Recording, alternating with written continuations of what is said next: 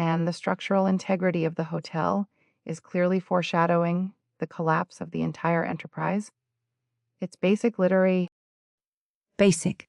Basic is knowing that if you promise $1 million extreme hide and seek death game, the hiding and seeking should start before page 250. 70%. 70. What were they doing? Knitting. Polishing the influencer's ego. One reviewer flat out said, "Spoiler alert, the game is never actually played. Is that a spoiler or just truth in advertising?" Okay, deep breaths. Welcome back to Crime Time Drive, folks.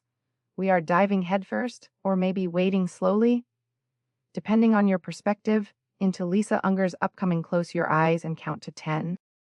Close your eyes and count to 70%, more like. And Lisa Unger, didn't we argue about her last book? The one with the creepy neighbor. You said it was genius. I said it was obvious. Just like this. That was hide and seek, and my analysis was, as usual, spot on.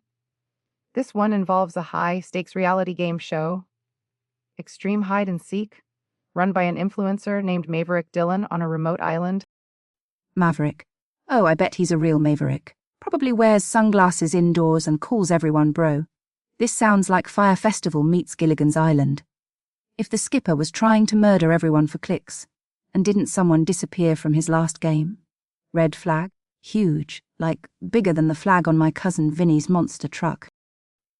Yes, the disappearance of a previous contestant, Chloe, hangs over the narrative.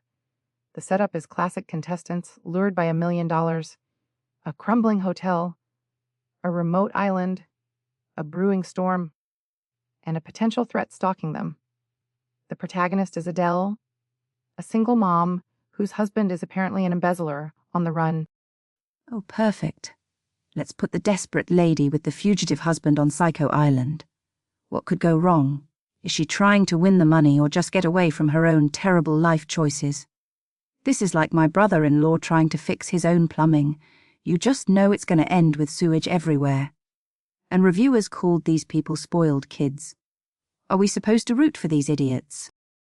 Some found Adele relatable, a mother pushed to extremes. Others didn't connect. The critique seems to be the sheer number of characters and viewpoints. One review mentioned too many indistinguishable characters and side plots that went nowhere. It raises the question, is Maverick, the host, just a charismatic charlatan? Or is he actively involved in the danger? He's an influencer. Of course he's involved. It's probably all staged for his stupid live stream until, whoopsie, someone actually gets dead. He sounds like one of those guys who does dangerous stunts online and acts surprised when he breaks his legs. Charismatic daredevil. More like liability waiting to happen. I bet he off the last girl, Chloe. Totally. That's pure speculation. There's no textual evidence provided for that yet. We need to look at the inconsistencies, the motives, like why Adele would even go. $1 million. And maybe she's dumber than a bag of hammers. Remember that email last week? My neighbor acts just like that killer. Should I call the cops?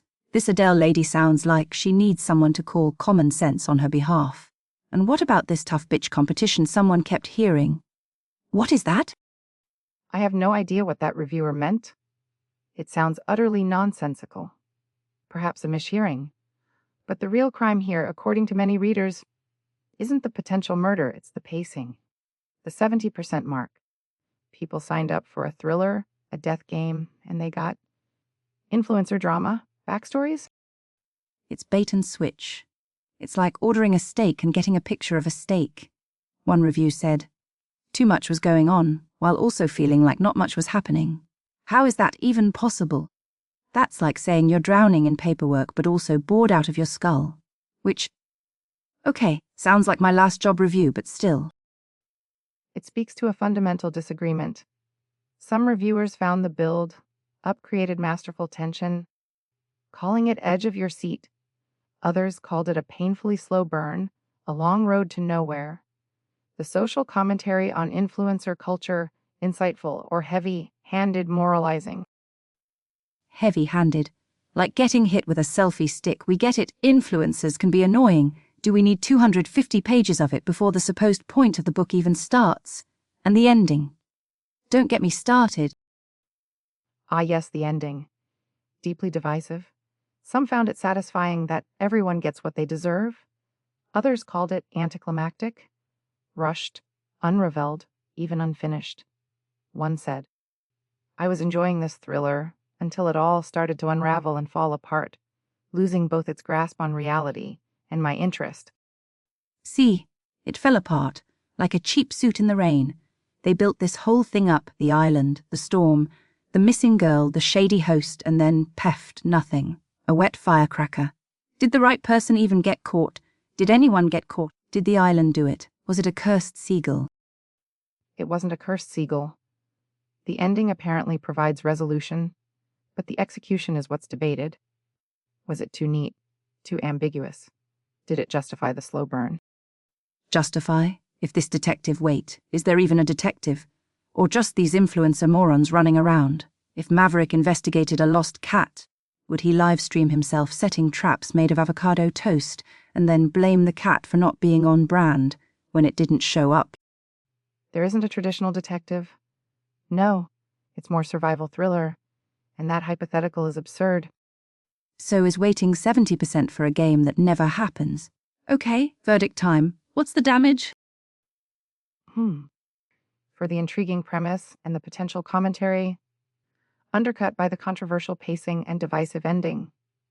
I give Close Your Eyes and Count to 10. 3 out of 5 broken promises. It sets up expectations it seemingly deliberately subverts, which is either brave or infuriating. Infuriating. Brave is jumping out of a plane. This is just annoying. I give it 2 out of 5 severed fingers in a teapot. Wait, that was last week's book, wasn't it? Okay.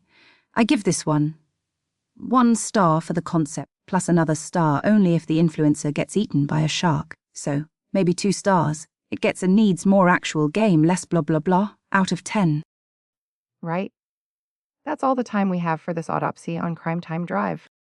Yeah. Next week we're tackling a case about a pastry chef who kills critics with poisoned eclairs. Or was it the librarian using overdue fees as a weapon? Whatever. It sounds messy.